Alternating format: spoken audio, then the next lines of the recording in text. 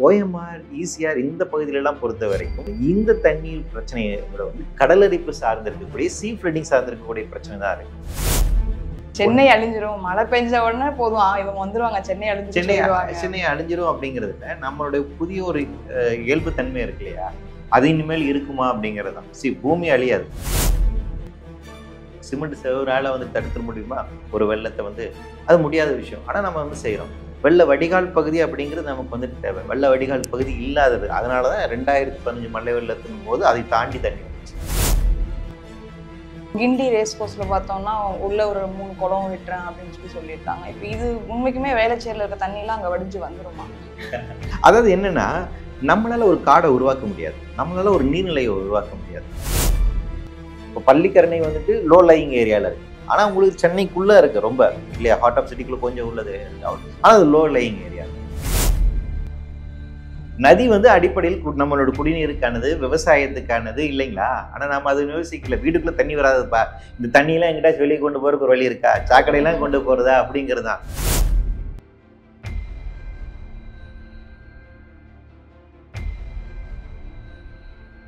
வணக்கம் நகரம் வாய்ஸ் நேயர்களே. இன்று நம்முடன் பூவுலகின் நண்பர்கள் அமைப்பிலிருந்து திரு வெற்றி செல்வன் நம்முடன் இணைந்திருக்கிறார். வணக்கம் சார். வணக்கம் சார். நான் உங்க அமைப்பு கிட்ட நான் பேச போறேன்னு சொன்னோன்னே எனக்கு வந்த கமெண்ட் என்னன்னா, ஆவுன்னா அவங்க சென்னை அழிஞ்சிரும்னு சொல்றாங்க. அது ஏன் சார் அப்படி சொல்றீங்க? அதாவது என்னன்னா, ரெண்டு விதமானது. ஒன்று உலக அழிவு அப்படி குறித்து இருக்கு. நமக்கு எப்பவுமே ஒரு நிறைய கதையாடல் இருக்கு. அது மத ரீதியாக இருந்தாலும் சரி, 2000 உலகம் அழிஞ்சிரும், 99 உலகங்கள் கண்டினியூஸாக பேசிட்டோம். ஸோ அதனால அதோடு சேர்த்து வச்சு பார்க்கக்கூடிய ஒரு பார்வை அப்படிங்கிறது. ரெண்டாவது, உலக அழின்னு நாங்கள் என்றைக்குமே சொன்னது கிடையாது. சென்னை அழிஞ்சிரும், மழை பெஞ்ச உடனே போதும் இவங்க வந்துருவாங்க, சென்னை அழிஞ்சிரும் அப்படிங்கிறதுல நம்மளுடைய புதிய ஒரு இயல்பு தன்மை இருக்கு இல்லையா, அது இனிமேல் இருக்குமா அப்படிங்கிறது தான். பூமி அழியாது, பூமி எது இருக்கும். 450 கோடி வருடங்களாக இந்த பூமி இருக்கு. ஆனால் வேற வேற சூழல்ல இருந்துச்சு. அப்படி ஒவ்வொரு சூழல்ல இருக்கும்போது அதுக்கேற்ற மாதிரி உயிரினங்கள் மட்டும்தான் உயிர் வாழ முடிஞ்சது. டார்வினுடைய தியரி தெரியுங்களா? மாறி வருகின்ற சூழலுக்கு ஏற்ப தன்னை தகவமைத்துக் கொள்ளக்கூடிய உயிரினம் மட்டும்தான் சர்வைவல் ஆஃப் தி ஃபிட்டஸ்ட். ஆமா, அது ரொம்ப சுருங்கியது பண்ணலாம். தி எபிலிட்டி டு அடாப்ட், அதான் அவர் சொல்லக்கூடியது. The ability to adapt to new environment, அதுதான் சஸ்டெயின் ஆகும் அப்படிங்கிற. அப்போ இந்த மாறி வருகின்ற புதிய சூழலுக்கு நம்மளால வாழ முடியுமான்னு கேட்டீங்கன்னா, புதிய இயல்பு அப்படி இல்லை. நாம கண்ட ஒரு 10,000 வருடங்களாக ஒரு டெம்பரேச்சர் பேலன்ஸாக இருந்துச்சு. இன்னைக்கு வந்து அந்த டெம்பரேச்சர் வந்து மாறி இருக்கு. கடந்த ஒரு 10,000 வருடங்களாக 14 டிகிரி செல்சியஸ் ஆவரேஜ் இருந்துச்சு, குளோபல் ஆவரேஜ். இன்னைக்கு அது வந்து 15.5 டிகிரி செல்சியஸ். இந்த புதிய சூழலுக்கு நம்ம அடாப்ட் ஆக முடியுமா? அது ரொம்ப சவாலான விஷயம். ஸோ அதுதான் சொல்றோம். அப்போ நம்ம என்ன சொல்றோம்னா, இந்த ஒரு புதிய இயல்பு தன்மை வந்துட்டு இருக்கு. சென்னைக்கு மட்டுமல்ல, ஒட்டுமொத்த பூமிக்கே புதிய இயல்பு இருக்கு. அதனால நிறைய பிரச்சனைகள் இருக்கு. சென்னைக்கு கூடுதலான பிரச்சனைகள் அப்படிங்கிறது இருக்கு. ஏன்னா சென்னை 1 கோடி பேர் இருக்கக்கூடிய ஒரு நகரம். அப்போ இங்கே பாதிப்பு இன்னும் அதிகமாக இருக்கு. அப்போ அந்த பாதிப்புகளை தான் நம்ம சுட்டி காட்டுகிறோம். ரெண்டாவது, நம்ம முன்வைக்கக்கூடிய வாதங்கள் எல்லாமே வந்து அறிவியல் ரீதியாக இருக்கக்கூடிய வாதங்களோட அடிப்படையில் தான். நம்ம வந்து இட்டுக்கட்டி சொல்ல, நம்ம ஜோசியம் பார்த்து சொல்லலை. ரைட்டுங்களா? இன்னைக்கு வந்து ரொம்ப அட்வான்ஸ்டு சயின்ஸ் அப்படின்னு எதுன்னு பார்த்தீங்கன்னா கிளைமேட்டிக் சயின்ஸ் தான். இன்னைக்கு எல்லாமே கிளைமேட்டிக் சயின்ஸை மையமாக கொண்டு தான் சிந்திக்கிறாங்க. மேற்கத்திய நாடுகள் ஃபுல்லாக அதை நோக்கி தான் நகர்றாங்க. அவங்களோட எக்கனாமிக்ஸாக இருக்கட்டும், நோபல் பரிசாக இருக்கட்டும். 2019 கொடுக்கப்பட்ட நோபல் பரிசு எல்லாமே பார்த்தீங்கன்னா காலநிலை மாற்றம் தொடர்பான நோபல் பரிசுகள் தான். அப்போ அதை நோக்கி நகர்றாங்க. இன்னைக்கு மேற்கத்திய நாடுகள் எல்லாமே நம்ம இன்னைக்கு கிளைமேட் அப்படிங்கிறது மிகப்பெரிய ஒரு சவாலாக இருக்கு. அடுத்த எக்ஸ்டிங்ஷன் நோக்கி நான் வந்து போய்கிட்டு இருக்கோம். இதெல்லாம் அவங்க சொல்லக்கூடியதா. 6th எக்ஸ்டிங்ஷன் அப்படிங்கிறது நான் பூலி நண்பர்கள் கண்டுபிடிச்சது கிடையாது இல்லைங்களா? அப்போ கடந்த எக்ஸ்டென்ஷனுக்கும் இதுக்குள்ள வித்தியாசம் என்னன்னா, கடந்த முறை எல்லாமே இயற்கை நிகழ்வின் காரணமாக எல்லா உயிரினங்கள் அழிந்து போச்சு. ஆனால் இப்போ மனித செயல்பாட்டின் காரணம் இல்லை. அப்போ அதனாலதான் நம்ம அதிகம் பிரச்சாரம் பண்றோம். மனிதனால் நடக்கக்கூடிய ஒரு நிகழ்வு நாம் தடுத்து நிறுத்த வேண்டும், நாம் இந்த ஆபத்தை நோக்கி போய் கொண்டிருக்கிறோம் அப்படிங்கிறது எச்சரிக்கை கொடுக்க வேண்டியதான். சிம்பிளா சொல்லணும்னா, அந்த டைட்டானிக் படம் நீங்க பாத்தீங்க அப்படின்னு தெரியல. டைட்டானிக் படத்துல பாத்தீங்கன்னா மேல அந்த 2 மாலுமிகளோட வேலை இருக்கு. அந்த வேலை செய்யறாங்க. அவங்க வேலை என்னன்னா, அந்த உச்சி கோபுரத்துல இருந்து எதிர்த்தாப்புல வந்துட்டு உங்களுக்கு ஐஸ் பிளாக் ஏதாச்சும் இருக்குதா, பனிப்பாறைகள் இருக்குதான்னு பார்க்க வேண்டியது அவங்களுடைய வேலை. அவங்க அப்படி பார்ப்பாங்க, எச்சரிக்கை மணி அடிப்பாங்க. ஆனால் அந்த மணி அடித்த பின்பாகவும் அவங்க கப்பலை வந்து திருப்ப முடியாது, போய் மோதிடும். அந்த எச்சரிக்கை மணி அடிக்கக்கூடிய வேலை தான் எங்களுடைய வேலை. இங்க நாங்க சொல்றோம், உங்களுக்கு முன்னாடி மிகப்பெரிய ஒரு பனிப்பாறை இருக்கு, நம்ம கப்பல் அதை நோக்கி போயிட்டு இருக்கு, அது இடிக்க போகுது, இடிச்சதுன்னா எல்லாருமே காலி ஆயிடுவாங்க அப்படிங்கிற எச்சரிக்கை விட்டுட்டு இருக்கோம். ஸோ அதை எப்படி வேணா இன்டர் பண்ணிக்கலாம், அது அவங்களுடைய வசதிக்கு ஏற்பது. இப்போ நீங்க சொல்ற மாதிரி பார்த்தோம் அப்படின்னா சென்னையில வந்து நீங்க 1 crore பாப்புலேஷன் வந்து ரொம்ப ஹைலி டென்ஸ்டு பாப்புலேஷன் தான் இங்க. இப்போ திடீர்னு இப்போ இவங்க எல்லாரையும் இவங்க மழை வரும் வெள்ளம் வரும் நீங்க கிளம்புங்கன்னா யாரும் கிளம்பவும் முடியாது. இப்போ இதுக்கான ஆல்டர்னேட் சொல்யூஷனா என்ன இருக்கு? இல்லை, யாரையும் கிளம்ப நம்ம வந்து சொல்லலை. எப்படி வடிவமைக்க போறீங்க அப்படின்னா, நம்ம வந்து என்னன்னா சென்னையினுடைய கட்டுமானம் அப்படிங்கிறது ஆங்கிலேயர்களோட வருகை, அதுக்கு முன்னாடி டச் இவங்களோட ஏறத்தாழ ஒரு 300 வருஷம் இருக்கு இல்லைங்களா? அந்த 300 வருடங்களில் கடந்த 100 வருடங்கள் நடந்த மாற்றங்கள் ரொம்ப முக்கியமான விஷயம். ஒரு 150 வருடங்கள் இதுலலாம் நம்ம நிறைய கண்மூடித்தனமான டெவலப்மெண்ட்ஸ் வந்திருக்கு. ஸோ அந்த டெவலப்மெண்ட் அப்படிங்கிறது அன்சைன்டிஃபிக்கானது. இந்த அன்சைன்டிஃபிக்கான கட்டுமானத்தில் இருக்கக்கூடிய நகரம் வந்து வாழ தகுதியான நகரமாங்கிற கேள்வி வைக்கும். இப்போ இந்த 1 கோடி பேர் இருக்காங்கன்னா 1 ஸ்கொயர் கிலோமீட்டருக்குள்ளாக வந்து பார்த்தீங்கன்னா 18,000 பேர் இருக்காங்க. பாப்புலேஷன் டென்சிட்டி அவ்வளோ இருக்கு. அப்போ இங்கே ஒரு இடர்பாடு வருதுன்னா என்ன ஆகுன்னு யோசித்து பாருங்க. அப்போ எப்படி நீங்கள் சேஃப் கார்டு பண்ண போறீங்க? அதே திருப்பி டைட்டானிக் எக்ஸாம்பிள் எடுத்துக்கோங்க. அந்த கப்பலில் இருக்கக்கூடியவங்களுக்கு தேவையான லைஃப் போட் அதில் இல்லை. லைஃப் போட் இருந்துதான் அதை காப்பாற்றிருக்க முடியும். ஆனால் வைக்காம விட்டுட்டாங்க. ஏன்னா அந்த கப்பல் மூழ்காது அப்படிங்கிற தெனாவட்டில் அவங்க இருந்தாங்க. அந்த இன்ஜினியர்ஸனுடைய இதுதான் இதில் போய் லைஃப் போட்டு கம்மியாக வச்சா போதும். அப்போ எவ்வளோ லைஃப் போட் இருந்துச்சோ அவ்வளோ பேரை காப்பாற்ற முடிஞ்சது. அதே தான் அப்போ சென்னைக்கான தாங்கும் திறன் ஒன்று இருக்கு இல்லைங்களா? அப்போ அந்த கேரிங் கெப்பாசிட்டியோட நம்ம செயல்படணும் அப்படின்னா கேரளா வயநாடு எடுத்துக்கோங்க.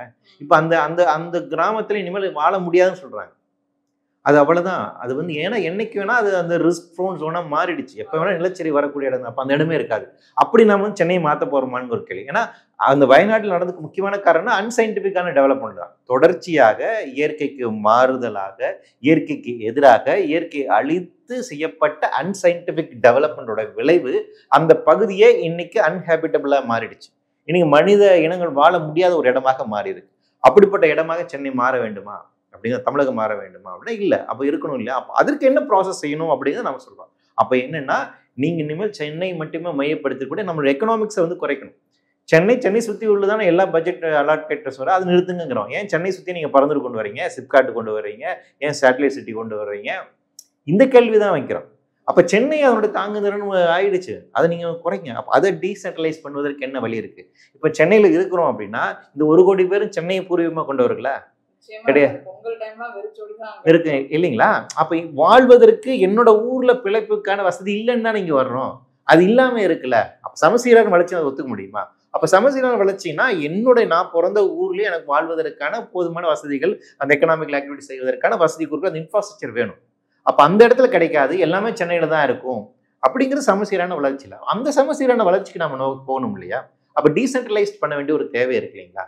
அப்போ அதை நோக்கி வைக்கணும். அந்த கொஸ்டின்ஸ் தான் நம்ம வைக்கிறோம். அப்போ நீங்க உடனே எல்லாம் காலி பண்ணிட்டு போங்க அப்படின்லாம் சொல்ல, ஒரு டிரான்சிஷன் நமக்கு வேணும். சென்னை போதும், இனிமேல் விட்டுருங்க. சென்னை இனிமேல் வந்துட்டு அந்த சென்னை சுற்றி இருக்கக்கூடிய ஏரியாவுக்கு புதிய திட்டங்கள் வேண்டாம். மற்ற இடங்கள் நம்ம கான்சன்ட்ரேட் பண்ணுவோம். எப்படி கொண்டு போவோம்? ஏன்னா சென்னைங்கிற எக்கனாமிக்கல் கேபிட்டலாகவும் இருக்கு, அட்மினிஸ்ட்ரேட்டிவ் கேபிட்டலாகவும் இருக்கு, மேனுஃபேக்சரிங் கேபிட்டலாகவும் இருக்கு. எல்லாமே இங்கே கொண்டு வரணும். அப்போ எப்படி தாங்கும்? அப்படி இருக்க முடியாது இல்லையா? அப்போ அதை நீங்கள் டீசென்ட்ரலைஸ் பண்ண வேண்டிய ஒரு தேவை நிச்சயமா இருக்கு.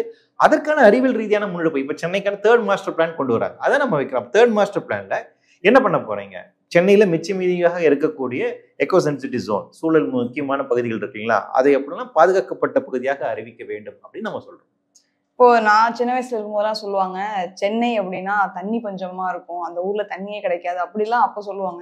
இங்க வந்து பார்த்தா இங்க ஃபுல்லா சின்ன மலைக்கும் அது அப்படியே தண்ணியில மிதக்க ஆரம்பிச்சது. எனக்கு ரொம்ப ஷாக்கிங்கா இருந்தது என்னன்னா, இப்போ எங்க ஊர் சைட்லாம் குளம்லாம் வெட்டுவாங்க, இங்க வந்து ஆல்ரெடி இருந்த குளம் எல்லாத்தையுமே மூடிட்டு கட்டியிருக்காங்க அப்படின்றது. ஸோ இந்த வாட்டர் மேனேஜ்மெண்ட் ஸ்ட்ரக்சர் அப்படின்றது சென்னையில எப்படி இருக்கு நீங்க நினைக்கிறீங்க? சென்னையில ரொம்ப மோசமா இருக்கு. சென்னை தத்தளிக்கிறதுக்கான காரணம் அதுதான். நீங்க சொல்றீங்க இல்லையா, இங்க தண்ணியில் மழை பெஞ்சா நிக்குதுன்னு. அப்படி நிற்கக்கூடாது. ஒரு நகரத்தினுடைய சரியான கட்டமைப்பு அப்படின்னா நகரத்துக்குள்ள தண்ணி நிற்க சொல்ல போனா சென்னை அப்படிங்கிறது மிகப்பெரிய 5 விதமான சதுப்பு நிலங்களை கொண்டு இருக்கக்கூடியது. அடையார் கிரீக், எண்ணூர் கிரீக், பள்ளிக்கரணை, அப்புறம் மாதவரம், அதுக்கப்புறம் இருக்கக்கூடிய ரெட் ஹில் ஏரியாஸ், இப்படி 5 விதமான சதுப்பு நிலங்கள் இருக்கக்கூடிய ஏரியா. இந்த 5 சதுப்பு நிலங்கள், இதுக்கும் மத்தியில் ஓடக்கூடிய 3 நதிகள், இப்படி இருக்க அமைப்பு வேற எந்த சிட்டியுமே உலகத்துல கிடையாது. இவ்வளவு அழகான ஒரு எக்காலஜிக்கல் பேலன்ஸ்டாக இருக்கக்கூடிய, எலக்காலஜிக்கலா இருக்கக்கூடிய ஒரு அமைப்பு. சென்னையில 100 வருடங்களுக்கு முன்பாக புலி இருந்துச்சுன்னா நம்புவீங்களா? புலி வாழ்ந்திருக்கு. அந்த அளவுக்கு டென்ஸ் ஃபாரஸ்ட் இருந்த ஒரு ஏரியா அப்படிங்கிறத சென்னை. இன்னைக்கு அதனுடைய கட்டுமானம் என்ன இருக்குன்னா, நம்ம சென்னை நகரத்து மயமாக்குதல் அப்படிங்கிறது கண்மழை எல்லாத்தையுமே அழிச்சு நம்ம வந்து காலி பண்ணிட்டோம்.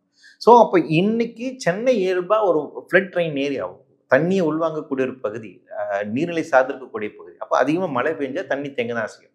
70களில் உங்களுக்கு சென்னையை நிர்மாணிக்கின்ற போது அப்போ இருந்த பார்வை என்னன்னா, 60களாக இருக்கட்டும், 60லாம் ஃபர்ஸ்ட் வந்து உங்களுக்கு மணலி பகுதியில் வந்து இண்டஸ்ட்ரீஸ் கொண்டு வராங்க. 70களில் சிஎம்டி உருவாக்கப்படுகின்றது, 74ல் உருவாக்குறாங்க. 74ல் வந்துட்டு ஃபர்ஸ்ட் சென்னைக்கான மாஸ்டர் பிளான் வந்து உண்டாக்கப்படுது. 2008ல் செகண்ட் மாஸ்டர் பிளான் வந்து சென்னையோட மேஜராக கூடிய கன்ஸ்ட்ரக்ஷனல் ஆக்டிவிட்டி, கட்டுமானங்கள் அடிப்படையான திட்டம் கொண்டு வருவாங்க. இதுல வந்து அப்போ என்னன்னா 70ஸ்ல வந்து பார்வை என்னன்னா, 30 வருடத்துக்கு ஒரு வாட்டி தான், 50 வருடத்துக்கு ஒரு வாட்டி தான் ஏதாச்சும் ஒரு புயல் அப்படிங்கிறது வரும், பெரும் மழை வெள்ளம் அப்படிங்கிறது வரும். 50 years one event, 30 years one ஈவெண்ட்னு சொல்லுவாங்க. அப்போ ஒரு பேரிடங்கிறது எப்பமாச்சு தான் வரும். அப்போ என்னன்னா நீர்நிலைகளை வந்து நீங்க வந்து பாதுகாக்கணும் அப்படிங்கிறதெல்லாம் தேவை. ஏன்னா விவசாயம் இருந்தால் தேவை, விவசாயம் கிடையாது சென்னையில், கொஞ்சமா அழிஞ்சிட்டு வருது. அதனால என்ன பண்றாங்க, நீர்நிலைகளை வந்து கட்டுமானம் பண்ண ஆரம்பிக்கிறாங்க. ஏன்னா லேண்ட் அக்விசிஷன் ஈஸியா பண்ணிடலாம், யாரும் கேள்வி கேட்க போறது இல்லை, மற்ற லேண்டை நீங்க அக்வயர் பண்றதுக்கான பெரும் பிரச்சனையா இருக்கு. அப்போ இந்த மாதிரி இது பண்ண ஆரம்பிச்சாங்க. அந்த மாதிரி கண்மூடித்தனமான அர்பனைசேஷன் அப்போ வந்து ஆரம்பிக்க ஆரம்பிக்குது. இதனுடைய விளைவு என்னன்னா, இன்னைக்கு காலநிலை மாற்றம் மிகப்பெரிய பிரச்சனையா இருக்கு. காலநிலை மாற்றம் என்ன பண்ணுதுன்னா, ஷார்ட் டேர்ம்ல அதிக ரெயின்ஃபாலை கொண்டு வருது. ஒரு கிளைமேட்டிக்கும் இன்னொரு கிளைமேட்டுக்கு இருக்கக்கூடிய ஃப்ரீக்வன்சி இன்க்ரீஸ் ஆகுது. ஒரு டிசாஸ்டருக்கும் இன்னொரு டிசாஸ்டருக்கு இருக்கக்கூடிய கேப் குறையுது, அதோட ஃப்ரீக்வன்சி இன்க்ரீஸ் ஆகுது. அப்போ 10 years one event, 30 years one event அப்படிங்கிறதுலாம் மாறி எவ்ரி இயர் உங்களுக்கு மான்சூன் இப்படி தான் கொட்டும்னு ஆயிருக்கு. ஸோ இப்போ கொஞ்ச நாளைக்கு முன்னாடி இந்த அளவுக்கு பெரிய மழையோ வெள்ளமோ இல்லாததுனால இந்த ஏரிகள் எல்லாம் மூடிட்டு அவங்க கன்ஸ்ட்ரக்ஷன்ஸ்க்கு மூவ் ஆயிட்டாங்க. ஆமா, அதை பத்தின பெரிய ஒரு பிரச்சனையே அவங்களுக்கு வந்துட்டு இல்லை. தண்ணி எங்க கிடையாது, எப்ப எப்பமாச்சும் மழை பெஞ்சா தான் தண்ணி வரும், அப்புறம் என்ன கெட்டுன்னு அப்படிதான். இப்போ நீங்க தமிழ்நாடு ஃபுல்லா எல்லாம் பாருங்க, எல்லா புது பஸ் ஸ்டாண்ட் எங்க இருக்கு, எல்லாம் ஏதோ ஏரி குள கம்மாய்க்குள்ள தான் இருக்கும். புது அரசனுடைய கட்டுமானங்கள் பெரும்பான்மையாக இருக்குது பாருங்க. 60 70களுக்கு பின்பு வந்து கட்டுங்க, ரீசெண்டாக 90ஸ்க்கு பின்னாடி வந்த கட்டுமானங்கள் எல்லாமே வந்து ஏரி குளம் கம்மாயில தான் இருக்கும். ஏன்னா ஈஸியாக அதை லேண்ட் அக்வயர் பண்ணலான்னு தான் கவர்மெண்ட் அப்படி பண்ண ஆரம்பிச்சாங்க. ஆனால் இன்னைக்கு காலநிலை மாற்றம் புதிய யதார்த்தமா இருக்கு. அதிகப்படியான புயலை கொண்டு வருது, மழையை கொண்டு வருது. அப்போ எவ்ரி இயர் உங்களுக்கு மான்சூன் இப்படித்தான் இருக்கும். முன்னாடி மாதிரி இல்லை. முன்னாடி வந்து நமக்கு ஆடிப்பட்டு தேடி விதைக்கணும் அப்படிங்கிறாங்க. இந்த சொல்லாடல் உருவாயிருக்கு அப்படின்னா குறைஞ்சது வந்துட்டு ஒரு 200-300 வருடங்கள் அல்லது குறைஞ்சபட்சம் ஒரு 500 வருடங்களுக்கான நாலேஜினோட அடிப்படையில் தான் வந்திருக்கும். கண்டினியூஸா பல ஜெனரேஷன்ஸ் வந்து கணிக்கிறாங்க வேளாண்மையின் அடிப்படையில். அதனால ஆடி மாசம் இப்படிதான் தெரியும், புரட்டாசி மாசம் இப்படிதான் இருக்கும், மார்கழி இப்படி குளிர் அடிக்குங்கிறது அவங்களுக்கு நல்லா தெரியும். அதன் அடிப்படையில் தான் வருது. ஆனா இன்னைக்கு அப்படி இல்லை. இன்னைக்கு ஆடி மாசம் விதைக்க முடியுமான்னு தெரியல, புரட்டாசி வெயில் எப்படி இருக்குன்னு நமக்கு தெரியல, மார்கழி குளிர் எப்படி இருக்குன்னு நமக்கு தெரியல. அப்போ இந்த மாற்றங்கள் நிற்கிறது இல்லைங்களா? அப்ப இந்த மாற்றத்தை வந்து கணிக்கக்கூடிய தன்மையில இவங்க இல்லை, அவங்களுக்கு அந்த இல்லை. அப்ப என்ன ஆயிடுச்சுன்னா, அவர்கள் காலகட்டத்தில் அவர்கள் சிந்திச்சு நடக்கல. ஆனா இன்னைக்கு இனிமேல் நம்ம இதை கண்டினியூ பண்ண முடியாது. அப்ப இன்னைக்கு மோர் ஃப்ளட்ஸ் நமக்கு ஆபத்தாக இருக்கின்ற போது, வாட்டர் ஸ்கேர்சிட்டி ஆபத்தாக இருக்கின்ற போது, உணவு பற்றாக்குறை ஆபத்தாக இருக்கு. அதற்கேற்ற மாதிரி கட்டுமானங்கள் செய்ய வேண்டிய ஒரு தேவை அப்படிங்கிறது. அப்ப அந்த புரிதலோட தான் செய்யறது. அப்போ அன்னைக்கு நீர்நிலைகளை அழித்து இவர்கள் செய்யப்பட்டாருங்க அப்படின்னா அன்னைக்கு நிலைமை வேற, இன்னைக்கு நிலைமை வேறுவதா இருக்கு. அப்ப இதை புரிந்து கொண்டு இதற்கேற்ற மாதிரி தான் நம்ம அடுத்து செய்யணும். நம்மளுடைய என்டையர் அட்மினிஸ்ட்ரேஷன் அண்ட் எக்கனாமிக்ஸ் இதுக்கு ஏற்ற மாதிரி மாற்ற வேண்டிய ஒரு தேவை இருக்கு. இப்போ கிண்டி ரேஸ் கோர்ஸ்ல பார்த்தோம்னா உள்ள ஒரு 3 குளம் வெட்டுறேன் அப்படின்னு சொல்லியிருக்காங்க. இப்போ இது உண்மைக்குமே வேளச்சேரியில இருக்க தண்ணி எல்லாம் அங்க வடிஞ்சு வந்துருமா? அதாவது என்னன்னா, நம்மளால ஒரு காடை உருவாக்க முடியாது, நம்மளால ஒரு நீர்நிலையை உருவாக்க முடியாது, ரைட்டுங்களா? அதாவது என்னன்னா, நீங்க அதிகமா இந்த வெள்ளத்திலிருந்து வடிந்து வரக்கூடிய தண்ணியை சேமித்து வைப்பதற்கான நீர்நிலைகளை நாம வந்து அமைச்சோம். அது எல்லாமே இன்டர் கனெக்டடா இருக்கும். ஒரு பாத்து ஆல்ரெடி அதை டிசைட் பண்ணி அது எது எங்க அப்ப எது தாழ்வான பகுதி எது அப்படிங்கிறது. அந்த வாட்டர் மேனேஜ்மெண்ட் இருக்குங்களா, நீங்க சவுத் ஏஷியன் சிவிலைசேஷன்ங்கிறதே வந்து பாத்தீங்கன்னா ஹைட்ராலஜிக்கல் சிவிலைசேஷன் சொல்லுவாங்க. நீங்க சவுத் ஈஸ்ட் ஃபுல்லா இருக்க எல்லா நாடுகளையும் பாத்தீங்கன்னா இந்த நீர் மேலாண்மை அவ்வளவு அற்புதமா இருக்கும். இந்த பழங்குடிகள் சார்ந்திருக்கூடிய எல்லா சமூகத்திலும் இந்த நீர் மேலாண்மை ரொம்ப முக்கியமான விஷயம். அது குறித்தான அவதானிப்புகள், அறிவு அவங்களுக்கு ரொம்ப இருக்கும். அவங்க என்ன பண்ணா, அந்த நீர் தடத்தை, அந்த வழியினுடைய அதனோட தடத்தை வந்து அறிந்து அதற்கேற்ற மாதிரி தங்களுக்கு தேவையான ரெயின் வாட்டராக இருக்கட்டும், பிற தண்ணீராகட்டும், எப்படி நாம மேனேஜ் பண்ணலாம், நம்ம எப்படி யூஸ் பண்ணிக்கலாம் அப்படிங்கிறது அவங்க வந்து செய்யறாங்க. ஸோ அந்த நாலேஜ் அவங்களுக்கு வந்து அது ரொம்ப முக்கியமான விஷயம். அந்த புரிதலோடு இப்ப நம்ம செயல்படுறோம்னா கிடையாது. அந்த நாலேஜ் நமக்கு நம்ம அதுக்கு நம்ம தேவை. சரி, இந்த பக்கம் நமக்கு தெரு இருக்கு, இந்த பக்கம் எம்எல்ஏ வீடு இருக்கு, அந்த பக்கம் அவர் கலெக்டர் வீடு இருக்கு, அப்படி திருப்போம் இப்படின்னு நாம யோசிக்கிறோம்ல. உங்களுடைய அதிகாரத்துக்கு ஏற்ற அளவுக்கு நீங்க வளைக்க முடியாது, அப்படி செயல்படுத்த முடியாது. ஹைட்ராலஜிக்குன்னு அதுக்குன்னு ஒரு போக்கு இருக்கு, அதை புரிந்து கொண்டு அதுக்குன்னு ஒரு சயின்ஸ் இருக்கு. அதன் அடிப்படையில் தான் நீங்க கட்டுமானம் செய்ய முடியும். அப்ப அந்த இயல்பு தன்மையோட நீங்க செயல்பட்டு தான் இருக்கு. அப்படியான திட்டங்கள் பார்வை அப்படின்னு இப்ப இருக்கிற பிரச்சனை என்னன்னா, பியூரோக்ரஸில ஹைலி டெக்னோக்ரண்ட் அப்ரோச்சா இருக்காங்க. ஒன்றும் பிரச்சனை இல்லை, இங்கே தண்ணி அதிகமாக வருதா, இங்கே நம்ம செவ்வறு எழுப்பிடுவோம், அங்கன்னு தண்ணி போக மாட்டி தான் ஒரு குழியை வெட்டிடுவோம் அப்படின்னு சாதாரணமாக அவங்க எல்லாமே இன்ஜினியரிங்கை டெக்னாலஜிக்கலாக அதை வந்து யோசிக்கிறாங்களே ஒழிய அதனோட எக்காலஜிக்கல் ஆஸ்பெக்ட் என்ன, அது எப்படி செயல்படுது, ஒரு ஹைட்ராலஜிக் சிஸ்டம் எப்படி இயங்குது, அதை நாம் எப்படி நடைமுறைப்படுத்தணுங்கிற அந்த என்விரான்மெண்டல் இன்ஜினியரிங் ஆஸ்பெக்ட் இருக்குங்களா, அது இல்லை, அது பிரச்சனையா இருக்கு. ஸோ அப்படி இல்லை. அப்போ கிண்டியாக இருக்கட்டும், அங்கே அது நீர்நிலைக்கான பாசிபிலிட்டியான ஒரு பகுதி ஏற்கனவே நீர்நிலை இருந்தால் அங்கே நீர்நிலை அமைக்கிறது நமக்கு ஒரு பிரச்சனை இல்லை. ஆனால் கிண்டி அப்படிங்கிறது வனப்பகுதியாக இருந்தது. நீங்க வனமாக அதை பார்க்கலாம். வனம் அப்படிங்கிறது வந்து தண்ணியை உள்வாங்கி கொடுக்குற ஒரு, நீ காட்டுக்குள்ள எவ்வளவு மழை பெஞ்சாலும் அது தாங்கும். ஒரு அடர்த்தியான வனம் அப்படிங்கிறது அதுதான் இல்லைங்களா? அப்போ அது வந்து அது காடு சார்ந்து இருக்கக்கூடிய ஒரு காடு சார்ந்து இருக்கக்கூடிய பகுதியில் ஒரு நீர்நிலையை நீங்கள் கொண்டு வர முடியுமா அப்படிங்கிற ஒரு கேள்வி இருக்குது. ஸோ அந்த எக்காலஜிக்கல் அண்டர்ஸ்டாண்டிங் வேணும். அதனுடைய அடிப்படையில் இருந்தால் நீங்கள் திட்டங்களை கொண்டு வர முடியும். இப்போ பள்ளிக்கரணை மார்ஷ்லேண்டுமே பார்த்தோம் அப்படின்னா அது ரொம்ப பெருசு. இப்போ அதுலேருந்து வரக்கூடிய வாட்டர் அவுட்ஃப்ளோங்கிறது தான் வந்து இங்கே வேளச்சேரி மேலே வந்து வருது. அவ்வளோவே இந்த 3 குளம் தாங்கிடுமா? ஃபர்ஸ்ட் 3 குளம் மட்டுமே எப்படி தாங்குவோம் அதை? அது இப்போ பள்ளிக்கரணையோட ஒரிஜினல் எக்ஸ்டெண்ட் இன்னைக்கு இல்லை. அந்த 600 ஹெக்டேர்ஸுங்கிறது இன்னைக்கு வந்து 60 ஹெக்டேர்ஸ் மட்டும்தான் இருக்கு. அந்த இப்போ ஒரு பள்ளிக்கரணை மார்ஷ்லேண்டை பொறுத்த வரைக்கும் என்னன்னா, தண்ணி வந்து தேங்கி நிற்கணும், தண்ணி ஓடக்கூடாது. ஒரு மார்ஷ்லேண்டுன்னா தண்ணி நிற்கணும். இவங்க என்ன நினைக்கிறாங்கன்னா, தண்ணி ஓடுறது இல்லை வெள்ள வடிகால் பகுதியாக அதை வந்து பயன்படுத்திக்கலாம் அப்படிங்கிறாங்க. அடிப்படையில் அது ரொம்ப தவறான விஷயம். வந்துட்டு ஏன் அங்கே தண்ணி தேங்கி இருக்குன்னா, அடுத்து வெயில் காலத்து வரைக்கும் அங்கே தண்ணி இருந்தால் தான் பறவைகளுக்கான நீர் அந்த தண்ணி இருக்கிற போது தான் பறவைகளுக்கு வாழ முடியும், பிற உயிரினங்கள் வாழ முடியும். ஏன்னா இப்போ மழை காலத்தில் தண்ணியை உள்வாங்கி வச்சுக்கும், அது வெயில் காலத்து வரைக்கும் அது தேக்கி வந்து கொடுக்கும். ஸோ அடுத்த மழைப்பொழிவு வரைக்கும் அதுதான் வந்து இன்டர்மீடியட் அப்படி இருக்கக்கூடிய. அப்போ அந்த பகுதியிலேருந்து நீங்கள் ஒரு கனல் சிஸ்டமாக மாற்றுறதுங்கிறது அதனுடைய அடிப்படையான அதனுடைய இயங்கியலுக்கு எதிரான ஒரு விஷயம், அதாவது எக்கோசிஸ்டம். ஸோ அதுக்கான இப்போ பள்ளிக்கரணை பொறுத்த வரைக்கும் அதுக்குன்னு ஒரு ட்ரஸ்ட் இருக்குது. அதை எப்படி ப்ரொடெக்ட் பண்ணணும், அதுக்கான என்விரான்மெண்டல் மேனேஜ்மெண்ட் பிளான் இருக்குது, காம்ப்ரிஹென்சிவ் என்விரான்மெண்ட் மேனேஜ்மெண்ட் பிளான் வச்சுக்காங்க. ஸோ அதன் அடிப்படையில் நீங்கள் அதை செயல்படுத்த முடியும். அது ராம்சார் அதுலேயும் சேர்த்துருந்தாங்க. ஆமாம், ராம்சாருங்க அது ஒரு அங்கீகாரம். அது என்னன்னா, அவங்க சில குவாலிட்டிஸ் வந்து கொடுப்பாங்க, என்னென்ன கிரைட்டீரியாஸ் இருந்தால் அது ராம்சார் வெட்லேண்டை அறிவிச்சிருவாங்க. அப்படி வெட்லேண்டை அறிவிக்கிறீங்கன்னா அங்கே என்னென்ன டெவலப்மெண்ட் செய்ய முடியாது ஆக்டிவிட்டிஸ், சில ரெஸ்ட்ரிக்ஷன்ஸ் இருக்குது. தமிழ்நாட்டில் சில குறிப்பிடப்பட்ட நோட்டிஃபைடான வெட்லேண்ட்ஸ் அது ரொம்ப முக்கியமான முதன்மையாக இருக்கக்கூடிய ஒரு நோட்டிஃபைடு வெட்லேண்டாக இருக்குது. ஸோ அந்த வகையில் அது வந்து ரொம்ப முக்கியம் தானே. அப்படி முக்கியத்துவமாக இருக்கக்கூடிய ஒரு ஒரு சிஸ்டத்தை வந்து அதனுடைய இயல்புத்தன்மையில் எப்படி கன்சர்வ் பண்ணுங்க, நீங்கள் பாதுகாக்க முடியாது. இயற்கையை வந்து பாதுகாக்கிறதல்ல, ப்ரொடெக்ட் பண்ணணும்னா நம்மளால் ப்ரொடெக்ட் பண்ண முடியாது, அந்த சக்தி நமக்கு இல்லை. நம்மளால் கன்சர்வ் தான் பண்ணணும். கன்சர்வேஷன் தான். கன்சர்வேஷன் இந்த சென்ஸ் என்னன்னா, அதனுடைய இயல்புத்தன்மையில் விட்டு வைக்கணும் தான். இன்னைக்கு ஐக்கிய நாடுகள் என்ன சொல்றாங்கன்னா, நீங்கள் இதெல்லாம் இயற்கை பேரியர்ஸ், இந்த மாதிரி பேரிடர்களுக்கு நம்மளை தற்காத்துக் கொள்வதற்காக இருக்கக்கூடிய இயற்கை அரண்கள். இந்த இயற்கை அரண்கள் நீங்கள் ஒன்றுமே செய்ய வேண்டாமா, சும்மா விட்டுருங்க, ஆணியை நீங்கள் கொடுக்க வேண்டாம், அந்த 30% நிலப்பரப்பை அப்படியே பாதுகாத்து விட்டுருங்க, அதோட இயல்புத்தன்மை விட்டுடுங்க, மீதி கூட 70% நிலங்களை நீங்கள் செஞ்சுக்கோங்க சொல்கிறாங்க. ஸோ அப்போ அதுதான் இங்கே இந்த எக்கோசிஸ்டமாக இருந்தாலும் எதுவாக இருந்தாலும் அவரோட இயல்புத்தன்மையை புரிந்து கொண்டு அந்த இயல்புத்தன்மை எப்படி செயல்படுகின்றதோ அதை அனுமதிக்கின்றது என்பது தான் சரியான நடவடிக்கையாக இருக்க முடியும். இப்போ சென்னை பொறுத்த வரைக்கும் பார்த்தோம்னா அந்த வாட்டர் ட்ரெயின் ஆகிறதுக்கே அந்த பக்கிங்ஹாம் கேனல், அடையாறு, அப்புறம் கூவாறு, இந்த 3 தான் இருக்கு. இப்போ இது 3 வந்து கடல் கிட்ட கடக்கிற அந்த எஸ்டரி ரீஜன்லாம் வந்து ப்ராப்பரான மெயின்டெனன்ஸ்ல இருக்கா? இதில் அடிப்படையில் 2 விஷயம். நம்ம உங்களோட கேள்வியோட நம்ம புரிதலே வந்து பாருங்க, இதெல்லாம் நம்ம ஃப்ளட் ட்ரெயின் ஏரியான்னு மட்டும் வெள்ளத்தை வடிகாலுக்கு இருக்கக்கூடிய பகுதி. நதியை வந்து நம்ம அப்படி யோசிக்கிறோம். நதி வந்து அடிப்படையில் நம்மளோட குடிநீருக்கானது, விவசாயத்துக்கானது இல்லைங்களா? ஆனால் நம்ம அதை யோசிக்கல. வீட்டுக்குள்ள தண்ணி வராதுப்பா, இந்த தண்ணியெல்லாம் எங்கிட்டாச்சும் வெளியே கொண்டு போறதுக்கு ஒரு வழி இருக்கா, சாக்கடையெல்லாம் கொண்டு போறதா அப்படிங்கிறது தான். அதுவே எவ்வளவு முரண்பாடான ஒரு விஷயம் இருக்கு இல்லைங்களா? அது ஒன்று அடிப்படையில். ஒரு ஆறு இருக்கு அப்படின்னா அந்த ஆற்றுக்கான வெள்ள வடிகால் பகுதி அப்படின்னு ஃப்ளட் ட்ரெயின் ஏரியாஸ் அப்படிங்கிறது 1884 ஆங்கிலேயர்கள் இருக்கின்ற போது ரிவர் கன்சர்வன்சி ஆக்ட்னு ஒன்று கொண்டு வந்தாங்க. அதாவது இந்த மாதிரி நீர்நிலைகள் எல்லாம் வந்து அதை வந்து அதோட ஏரியாவை சர்வே பண்ணி அதை நோட்டிஃபை பண்ணணும் அப்படிங்கிறது. இன்னைக்கு அந்த அளவுக்கு லேண்டோட இதெல்லாம் இருக்கான்னு கேட்டிங்கன்னா இது இல்லை. ஆப்வியஸ்லி எல்லாமே வந்து போயிருக்கு. நமக்கு நிறைய தெரியும், கூவம் இது மேலெல்லாம் பறக்கும் ரயில் தான் போயிட்டு இருக்கு. கூவம், அடையாறு மேலே எல்லாம் வந்துட்டு நமக்கு பறக்கணும் இல்லை. ஸோ அதோட ஏரியா ஆல்ரெடி வித் வந்து நமக்கு வந்து குறைஞ்சிருக்கு. இப்போ இதற்கு ஆல்டர்னேட்டிவ் தான் என்ன பண்ணுறாங்க, ஸ்டார்ம் வாட்டர் ட்ரெயின் சிஸ்டம்னு கொண்டு வராங்க. அதாவது இது ஒன்று. ஆனால் இதுதான் பிரைமரி. வெள்ள வடிகாலுக்கு என்பது நதிகள் தான் நமக்கு வந்து இயற்கை பாதுகாப்பு அரணாக அமையும். வெள்ள வடிகால் என்பது என்னன்னா, அந்த ஆற்றினுடைய அதனுடைய வித், அதனுடைய கொள்ளளவு, அதை தாண்டி பக்கத்தில் அது வடிந்து போவதற்கான நிலப்பரப்பும் இருக்க வேண்டும். அப்படின்னு நிலப்பரப்பே கிடையாதுங்க. இப்போ நீங்கள் இப்போ யோசிச்சு பாருங்க, ஒன்றும் இல்லை, இங்கே உங்கள் ஆஃபீஸ் பக்கத்தில் ஈக்காட்டு தங்கள் இருக்கு இல்லையா, நமக்கு இங்கே பக்கத்தில் இந்த அடையாறு போகுது. யாராச்சும் கரை ஓரமாக வந்துட்டு சிமெண்ட் சுவர் கட்டுவாங்களா? நாம் இங்கே வந்து கட்டி வச்சுருக்கோம். சிமெண்ட் செவரால் வந்து தடுத்துட முடியுமா ஒரு வெள்ளத்தை வந்து? அது முடியாத விஷயம். ஆனால் நம்ம வந்து செய்கிறோம். வெள்ள வடிகால் பகுதி அப்படிங்கிறது நமக்கு வந்துட்டு தேவை. வெள்ள வடிகால் பகுதி இல்லாதது. அதனால தான் 2015 மழை வெள்ளத்தின் போது அதை தாண்டி தண்ணி வந்துச்சு.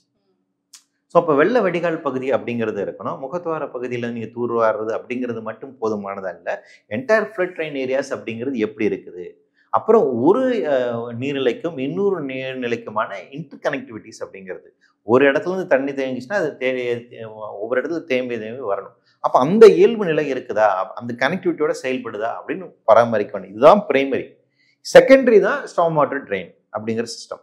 இப்போ என்ன நினைக்கிறாங்கன்னா, ஸ்டார்ம் வாட்டர் வந்துருச்சு, அதனால இதன் மூலமாக நம்ம கொண்டு போயிடலாம். ஸ்டார்ம் வாட்டர்ல நீங்க கலெக்ட் பண்றதுமே அல்டிமேட்டா இந்த ரிவர் பாடிக்கு தான் போகுது, அங்கிருந்து கொண்டு போகணும். அப்போ இது வந்து ப்ராப்பரா இது வந்துட்டு செயல்படுத்தணும். ஆனால் நாம என்ன பார்த்தோம், கூவ நதிக்கு வரையில ரோடு போடுறதுக்காக அங்க போயிட்டு கல் கொட்டின விஷயங்களை தான் வந்து பார்த்தோம்.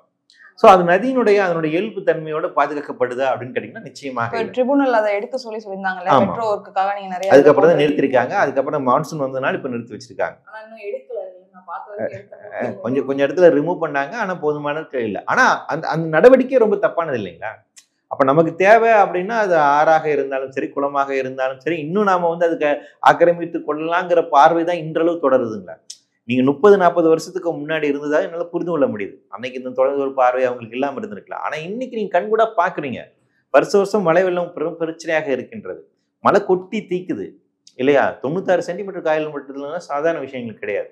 15 சென்டிமீட்டர் மழைக்கே வந்துட்டு சென்னை தத்தளிக்கிறது. அப்ப இவ்வளவு ஆபத்து இருந்தும் நீங்க திருப்பியும் நீர்நிலையை வந்து நாம கொட்டுவோம் அப்படின்னு ஆக்கிரமிப்பு மாதிரி செய்வோம் அப்படிங்கிறது, இந்த மாதிரி வேறு நடவடிக்கைகள் பயன்படுத்துவது என்பது அரசு எந்த அளவுக்கு அதுல வந்துட்டு ரொம்ப கவனக்குறைவாக இருக்காங்க அப்படின்னு நம்ம முன்னாடி சொன்னேன் இல்லையா, தெருவுல நான் அங்கங்க ஏரிக்கரைன்றதை பாக்குறேனே தவிர எனக்கு அந்த ஏரிக்கரை எங்க இருக்கு அப்படின்றது, அங்க இருக்கிறது ஃபுல்லா வந்து அரசு அலுவலகம்னு சொல்ல முடியாது, நார்மலான வீடுகள் தான் அங்க எல்லாமே இருக்கு.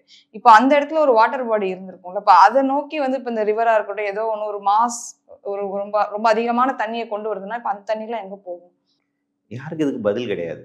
எந்த தண்ணி எங்க வரும், எப்படி போகும்? இது வந்து சயின்ஸ்ல இதை வந்து ஈஸி அண்டர்ஸ்டாண்ட். பேசிக்கான சயின்ஸ் லா ஆஃப் பிசிக்ஸ் என்ன, தாழ்வான பகுதியில் தண்ணி வந்து சேரும். உங்க பகுதி தாழ்வாக இருக்குதா இல்லையாங்கிறதா, அந்த எலிவேஷனோட தான் நம்ம கட்டுமானங்கள் இருக்குதாங்கிறது சவால். தாழ்வான பகுதியில் என்ன பண்றாங்க, என் வீட்டுக்கு தண்ணி வரக்கூடாதுன்னு 10 அடிக்கு நீங்க உயர்த்தி கட்டடம் கட்டுறீங்க இல்லைங்களா? அப்போ சுற்றி வர தண்ணி தேங்க செய்யும். இதுதான் இப்போ அன்சைன்டிஃபிக் டெவலப்மெண்ட் நம்ம சொல்ல முடியாது. சிஎம்டியோட மாஸ்டர் பிளானோட ஃபெயிலியருங்கிறது இங்கேருந்து ஆரம்பிக்குது. நீங்கள் எங்கே வீடுக்கு கன்ஸ்ட்ரக்ட் பண்ண அலோவ் பண்ணலாம், எந்த அளவுக்கு கேப் விடணும், ஒரு வீட்டுக்கும் இன்னொரு வீட்டுக்குமான இருக்கிற இடைவெளி, எங்கே நீங்கள் ஸ்டார்ம் வாட்டர் ட்ரெயின் கொண்டு வர போகிறீங்க, எங்கே ட்ரைனேஜ் சிஸ்டம் கொண்டு வர போகிறீங்க, நல்ல தெளிவான ஒரு பிளானிங் சிஸ்டத்தோடு தானே சிஎம்டி செயல்படணும். அவங்களோட மாஸ்டர் பிளான் அதானே சொல்லுது. அப்போ அது நடைமுறையில் இல்லாதனுடைய பிரச்சனை. சிஎம்டியே அதை ப்ராப்பராக சொல்ல முடியாது. சொல்ல இன்னைக்கு சிஎம்டி 2015 ஒரு சர்வே ஒன்று எடுத்தாங்க. எந்தெந்த இடத்துலலாம் தண்ணி எல்லாம் தேங்கி இருக்கு அப்படிங்கிறத நீங்க உங்க தெரிவிங்க, அதை வச்சு நாங்கள் அடுத்து மேம்படுத்துறோம் அப்படின்னு ஒரு சர்வே பண்ணாங்க. ஏன்னால் அந்த டேட்டாஸ் வந்துட்டு அரசிடமும் இல்லை, சிஎம்டியில் யார்கிட்டையும் இல்லை, தனியார் நிறுவனங்களை தான் ஸ்பெயின் ஆரம்பிச்சாங்க. அப்போ இன்னைக்கு சென்னையில் மழை பெஞ்சதுன்னா எங்க தண்ணி நிற்குங்கிறது யாராலையும் சொல்ல முடியாது. ஓகே, இப்போ இந்த ஏரியால தான் அதிகமா தண்ணி நிற்கும் அப்படின்றத கடந்த காலங்களில் அனுபவத்திலிருந்து நாம சொல்லலாம். கடந்த கால அனுபவங்களே சரி இங்கே இருக்கலாம். ஆனால் இந்த வருஷமும் அங்கதான் நிற்க சொல்லலாம். ஏன்னா இப்போ சில இதெல்லாம் மாற்றி அமைக்கிறாங்க இல்லையா, வேறு புதிய இடத்துல தேங்க ஆரம்பிக்கலாம். ஒரு சிவிலைசேஷனுடைய அடிப்படை, இப்போ ஹரப்பன் சிவிலைசேஷனா நம்ம பேசணும்ல, நம்மளுடைய ரொம்ப மூதாதையருடைய சிவிலைசேஷன், நம்ம அதுக்கு பெருமை கொண்டாடுறோம். அந்த சிவிலைசேஷன் வந்து ரொம்ப பியூட்டிஃபுல்லான ஒரு விஷயம் என்னன்னா, நீர் மேலாண்மை அவ்வளவு பக்காவா இருந்துச்சு.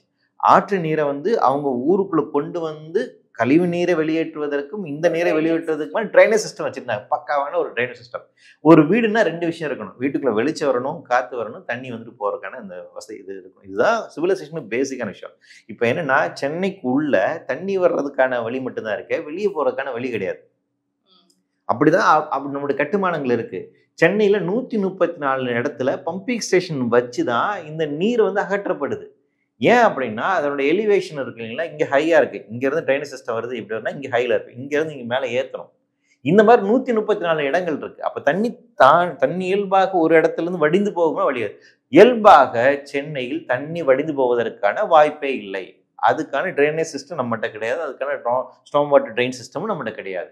பம்பிங் ஸ்டேஷன் மூலமாக தான் நீங்கள் பம்ப் பண்ணி அனுப்பணும். அப்போ என்னன்னா, ஜிக்ஸாக்காக இருக்குது நம்முடைய அமைப்பு. அப்போ இங்கே எந்த இடத்துல ஒரு இடத்துல தண்ணி தேங்க தான் செய்யும், அங்கேருந்து நீங்கள் எடுத்து வெளியே அனுப்புறீங்கன்னா இன்னொரு இடத்துல தேங்க தான் செய்யும். ஸோ சென்னையினுடைய நகரத்தினுடைய அடிப்படையான கட்டுமான சார்ந்து இருக்கக்கூடிய பிரச்சனை அப்படிங்கிறது இது இருக்குது. அப்போ இந்த பிரச்சனை இருக்கின்ற போது எதிர்காலத்தில் மழைப்பொழிவும் அதிகமாக இருக்கும்போது பாதிப்பு நிச்சயம் அதிகமாக தான் இருக்கும். இப்போ பெரிய ஆறு ஒண்ணு இருக்கு அப்படின்னா அதுல இருந்து மதகுல இருந்து சின்ன சின்ன ஆறா பிரிஞ்சு போகும். சில சின்ன ஆறுகள்லாம் சேர்ந்து இந்த பெரிய ஆறுக்கு வரும். இந்த இந்த இங்க கூவமா இருக்கட்டும், அடையாறா இருக்கட்டும், அதனுடைய கிளை ஆறுகள் அப்படின்னு எனக்கு எதுவுமே தெரியல. ஏன்னா எல்லாமே சாக்கடையா இருக்கிறதுனால எனக்கு தெரியலன்னு தெரியல. பட் கிளை அந்த நீர் பாதைகள்லாம் இருக்கும், அது இருக்கா இல்ல? இருக்கு நீர்ப்பாதைகள் அப்படிங்கிறது இருக்கு. கொஞ்சம் அளவு இப்போ கொசத்தலை அப்படிங்கிறது பிரிஞ்சுதான் நான் ஒரு இடத்துல கூவமா நமக்கு வந்துட்டு மாறி வருது. ஸோ அந்த உங்களுக்கு எண்ணூர் பகுதியில வந்து அந்த பக்கம் பிரியுது, இந்த பக்கம் நமக்கு பிரிஞ்சு வர்றது வந்துட்டு கூவமா வருது. ஸோ இருக்கு. அந்த மெயின் ட்ரிபியூட்டரிஸ் அப்படிங்கிறது நமக்கு வந்துட்டு இருக்கு. அதனுடைய கெனல் சிஸ்டம் தான் நமக்கு வந்து போயிருக்கு. அது சின்ன சின்ன சின்ன அது அந்த கெனல் சிஸ்டம் நமக்கு வந்து போயிடுச்சு. அந்த ஒரு ஏரிக்கும் இன்னொரு ஏரிக்குமான இருக்கக்கூடிய தொடர்பு அப்படிங்கிறது சென்னைக்குள்ள வந்து கம்ப்ளீட்டா வந்துட்டு போயிடுச்சு. இப்போ கொஞ்சம் எஞ்சி நிக்கிறது நமக்கு கொசத்தலையார் மட்டும் தான் கொஞ்சம் எஞ்சி நிக்குது அப்படியா. அடையார் அண்ட் கூவம் அப்படிங்கிறது கிட்டத்தட்ட டெட். Cooum completely dead. அடையாறுமே அந்த அதுல தான் வந்துட்டு இருக்கு. ஓரளவுக்கு கொஞ்சம் இருக்குது அவ்வளோ அந்த தன்மையில இருக்கு. கொசத்தலை ஓரளவுக்கு பரவாயில்ல. சென்னைக்குள்ள வருவதற்கு முன்பாக வரைக்கும் கொசத்தலை நல்லா இருக்கு. சென்னைக்கு உள்ள வந்ததுக்கு பின்பாக அது ரொம்ப கழிவாக மாறுது. ஸோ இந்த ஆபத்து இருக்கு. அதோட சார்ந்துக்கு நீங்க சொல்ற மாதிரி இன்டர் கனெக்டடா இருக்கக்கூடிய கனல் சிஸ்டம்ங்கிறது கம்ப்ளீட்டா கொலாப்ஸ் ஆயிடுச்சு. இப்போ இந்த ஓஎம்ஆர் சைடு ஃபுல்லா பார்த்தோம்னா ஃபுல்லா பெரிய பெரிய பில்டிங்ஸ் தான். எல்லாமே ஐடி கம்பெனிஸ்னால ரொம்ப பெரிய பெரிய பில்டிங்ஸா இருக்கு. பட் அது வந்து ஸ்ட்ரெயிட்டா அங்க கடல் பக்கத்துல இருக்கக்கூடிய ஒரு ஏரியா. அப்ப இங்கிருந்து போற தண்ணி ஃபுல்லா அதை தாண்டி தான் போகணும் இல்லையா? அந்த பில்டிங்ஸ் எல்லாம் தாண்டி தான் அந்த சைடு போறோம். இல்ல நம்ம அது என்னன்னா உங்களுக்கு தண்ணீரோட எலிவேஷன் லோவா இருக்கக்கூடிய ஏரியாஸ்ல வந்துட்டு இப்போ முகத்துவார பகுதியை நோக்கி தான் இது எல்லாமே சொல்லும். உங்களுக்கு முகத்துவாரம் சார்ந்திருக்கக்கூடிய நமக்கு அப்போ அந்த இடத்துல இருக்கக்கூடிய எது கனெக்டிங் பாயிண்ட் ஏஜ் இருக்குதோ அங்கதான் வந்துட்டு போகும்.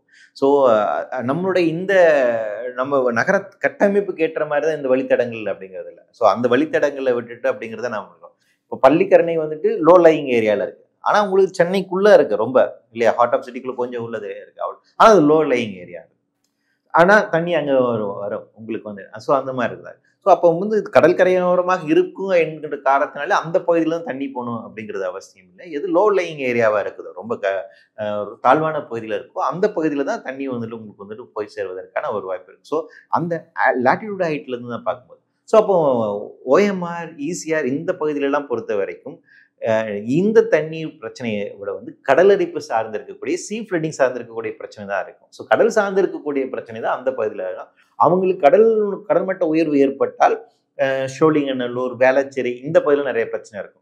அந்த பகுதியில் வந்து அதிகமாக நிலப்பரப்புகள் கடலுக்குள் போவதற்கான வாய்ப்பு அப்படிங்கிறது இருக்கு சொல்றாங்க. அதுதான் அந்த பக்கம் இருக்கக்கூடிய முக்கியமான பிரச்சனை. ஒரு வாட்டி மழை வரும்போது பார்த்தோம்னா அரசு வந்து அவங்களால முடிஞ்ச வரைக்கும் இந்த பம்ப்ஸ் அது எல்லாமே அரேஞ்ச் பண்ணிட்டு தான் இருக்காங்க. ஆனா நேச்சுரல் டிசாஸ்டர்ன்றது நீங்க சொல்றபடி அது எப்போ நடக்கும் எப்போ வரும் எதுவுமே தெரியாது. அப்போ இதற்கான முன்னேற்பாடுகளா அரசு என்னெல்லாம் ஃபர்ஸ்ட் செய்யணும் அப்படின்னு நீங்க நினைக்கிறீங்க? அது இப்ப இந்த கடந்த மான்சூன் ரொம்ப முதல்வர் தலைமையில் ஒரு அதிகாரிகளுடைய பேச்சுவார்த்தை நடத்தப்பட, கலந்து ஆலோசனை நடத்தப்பட, அதுக்கப்புறம் ஆக்ஷன் இனிஷியேட் பண்ணுறது இருக்கீங்களா, துணை முதல்வர் உதயநிதி ஸ்டாலின் நிறைய களத்துக்கு வந்தார் அப்படிங்களா.